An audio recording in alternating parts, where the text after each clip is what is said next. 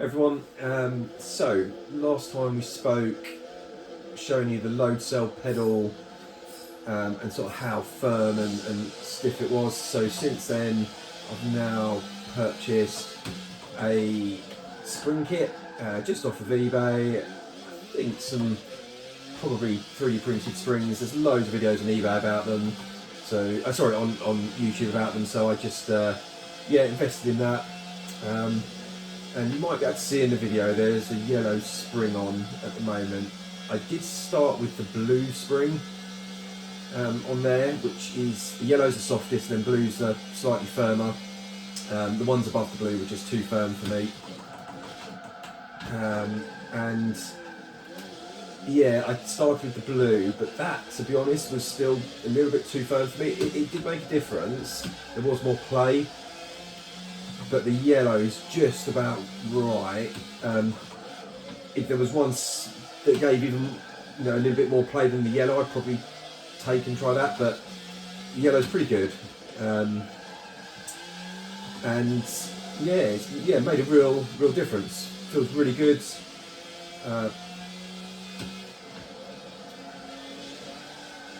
It makes you realise how unusable, I would say.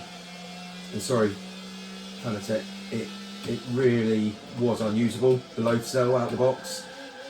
And I think, from researching and watching other people's videos and stuff, like the other load cell pedals Fanatec do are, not as firm as that. So I'm not sure what they were thinking with that. And even, everyone says that it's intentionally firm, that's how it's meant to simulate being in a real race car, but from what I've sort of read up on and watched videos, a lot of racing drivers and racing cars don't have really firm pedals like that. I was watching a video of Lando Norris in his F1 car and his McLaren. I assume it was a legit video, but he had loads of play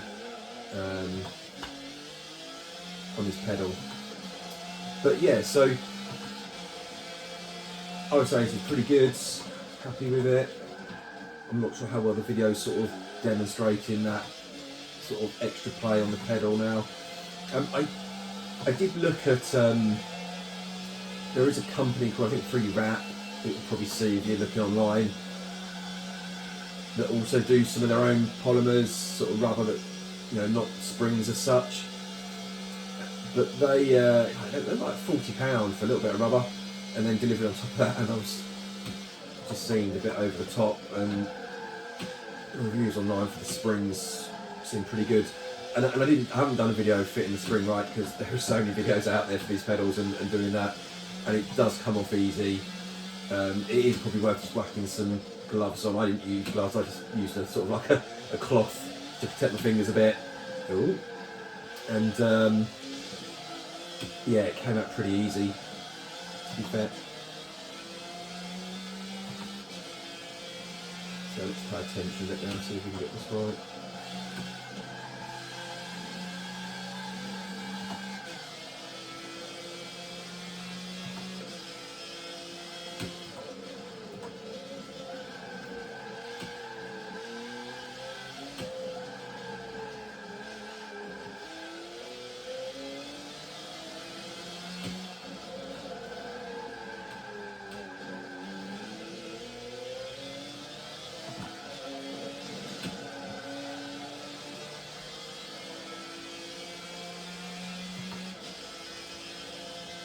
Yeah, so I definitely recommend that. I think this is all like feeling really good setup. The only thing that is really naff still on the Playseat Challenge X is the blue thumb screws holding these sort of the poles in where the pedal plates are attached to. And I can't even get, since I've taken it all apart to fit all this, I can't even get them, one of them back in, like the thread must be gone, plastic thread inside. So at the moment those reinforcement straps I've got on are really doing their job and holding that, but that's absolutely fine with me. But yeah, I'd say anyone looking for, that's confined with space, looking for a fold up chair, decent setup over, step up from the Logitech, 100%, this is just like, really bang on, fully recommend it.